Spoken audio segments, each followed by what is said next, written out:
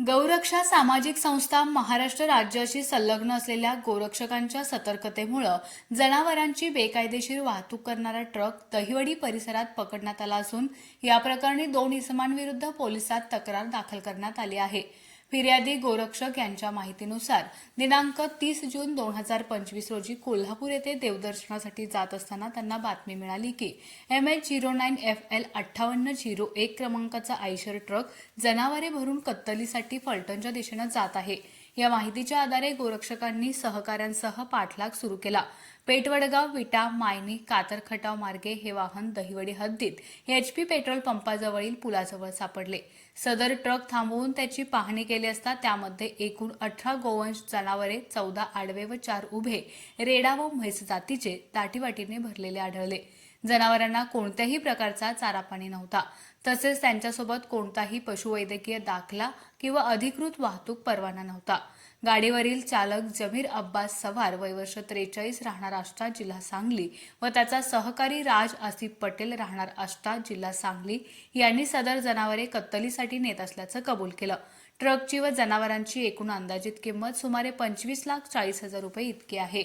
सदर घटनेची माहिती मिळताच दहिवडी पोलीस ठाण्याचे पोलीस कॉन्स्टेबल AH नदाब व धुमाळ यांनी घटनास्थळी धाव घेतली व अधिकृत कार्यवाही सुरू केली। पोलिसांनी या दोघांविरुद्ध जनावरांची बेकायदेशीर वाहतूक, अमानवीय वागणूक व पशु संरक्षण कायद्याअंतर्गत गुन्हा दाखल केला आहे। पुढील तपास सहाय्यक पोलीस निरीक्षक दराडे यांच्या मार्गदर्शनाखाली दहिवडी पोलीस करीत आहेत। जय श्रीराम, जय गोमाता। मी गोरक्षक आकाश संजय भैसडे, मराठवाडा गोरक्षा कार्य समन्वयक। आम्ही सकाळी पहाटे कोल्हापूर येथे जात असताना आम्हाला गुप्त माहितीदाराकडून माहिती मिळाली की MH95801 असा आयसर पेठवडगाव बाजारातून फलटण येथे जाणार आहे, फलटण येथे कत्तलीसाठी जाणार आहे। तरी आम्ही त्या माहितीची दखल घेत ह्या आयसरचा पाठलाग करत दहिवडी गावापर्यंत पोहोचलो। दहिवडी गावापाशी आम्ही थोडं पुढं आलो असता तर पेट्रोल पंपापाशी आम्हाला ही गाडी दिसली। तर आम्ही गाडी सदर साईडला घेऊन गाडीत जो चालक होता त्याला विचारपूस केली असता त्याच्याकडे कुठल्याही प्रकारचे डॉक्युमेंट नव्हते। आणि दुसरी गोष्ट, गाडी 14 म्हशी असे उभे वरती बांधलेत आणि खाली दाबून 4 म्हशी त्यांनी बांधलेत। आणि सदर माहिती आम्ही 112 कंट्रोलला कॉल करून सदर माहिती दिली।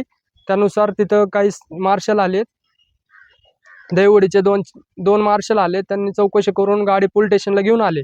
त्यानंतर आम्ही FIR देत असताना काही गाव गुंड, कसायांची दलाली करणारे काही गाव गुंड त्या ठिकाणी आले आणि आम्हाला धमकी दिली की तुम्हाला बघतो, तुमच्यावर खंडणीचे गुन्हे दाखल करतो, अशा प्रकारे आम्हाला धमकी देत ते बाहेरच थांबले होते। त्यावेळेस आम्ही साहेबाला सांगून त्यांना बाहेर पाठवले।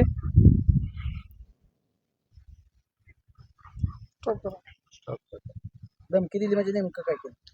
धमकी दिली म्हणजे त्यांनी आले आतमध्ये डायरेक्ट साहेबांसमोरच आम्हाला म्हणले की तुम्ही कुठल्या प्रकारे गाडी अडवताय, आम्ही गोरक्षक घेतले, तुम्ही कोणाला विचारून गाडी अडवली आहे हा, आणि तुम्ही गोरक्षक म्हणजे काय माहिती आहे का, तुम्हाला बघतो तुम्ही इथं येऊन 5-5 लाख रुपये घेता, असं तसं आम्हाला बाहेर या, तुम्हाला दाखवतो, अशी धमकी दिली त्यांनी आम्हाला। तुम्ही काय तक्रार?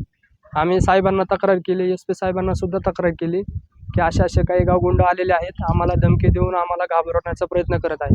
आता इथून पुढे तुमची मागणी काय आहे? इथून पुढे आमची मागणी अशीच आहे की त्या गाव गुंडांवर आणि ह्या सदर आयसरवर कायदेशीर कारवाई करावी, आणि दुसरी तेवढीच मागणी आहे आमची।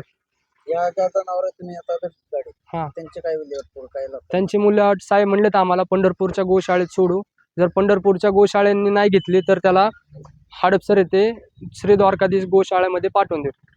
पंढरपूरच्या का? नाही, पंढरपूरच्या गोशाळेत नाही घेतली तर त्याला हडपसरपाशी पाठवून देऊ। ओके, पोलीस स्टेशन तुम्हाला सहकार्य केलं का? हो, पोलीस स्टेशनने आम्हाला खूप सहकार्य केलं।